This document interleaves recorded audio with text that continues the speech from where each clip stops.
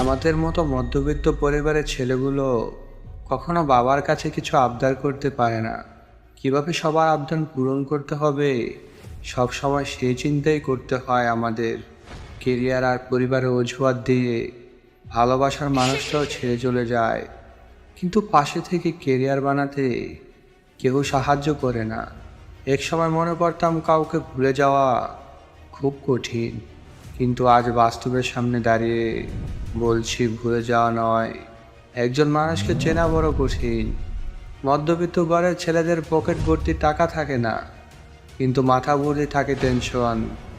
আর সেই ছেলেগুলো কষ্ট লুকানোর জন্য সামান্য মিথ্যা হাসি আর ভালোই আছি বলাটাই এক একটা হাহাকার। প্রতিটি ছেলের মুখে হাসিটি সকলেই দেখতে পায়, কিন্তু চোখের জলটা সকলে দেখার সুযোগ হয় না, কারণ ছেলেদের চোখের জল পরিশ্রমের ঘাম হয়ে বের হয়ে যায়।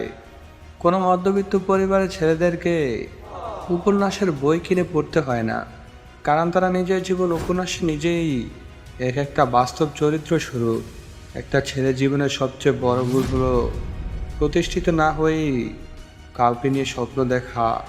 ছেলেদের জীবনটা বড় জটিল হয়, সারাটা জীবন তাদেরকে হাসি মুখে পরিবারের দায়িত্ব গাড়ি নিয়ে চলতে হয়, কিন্তু তাদেরও যে মন খারাপ হয় তা আর কেউ দেখতে পায় না।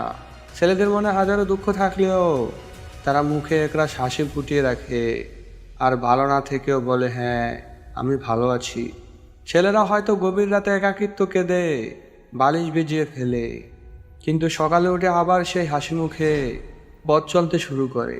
আরে কষ্ট পেলে বিষ খেয়ে হয়তো মরে যাওয়া যায়, কিন্তু অনেকে বেঁচে থাকার ইচ্ছায় হাজার হাজার বিষাক্ত কষ্ট হজম করে নেয়।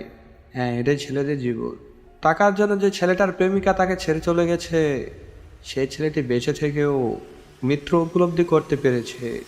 আরে ছেলেদেরকে কখনো কেউ তার মন দেখে ভালোবাসেনি, ভালোবেসেতে তার যোগ্যতা, সফলতা আর সামর্থ্যকে। কোনো মেয়ে গরিব হলেও অনেক ছেলেরা তাকে বিয়ে করে নেয়, কিন্তু একটা ছেলে গরিব হলে কিংবা প্রতিষ্ঠিত না থাকলেও মেয়েরা সহজে তাদের নিয়ে সংসার করতে রাজি হয় না। আর এই পৃথিবী শোন, সকল পুরুষ তো প্রতারক হয় না, কিছু পুরুষ শেষ নিঃশ্বাস পর্যন্ত তোমার পাশে থাকে।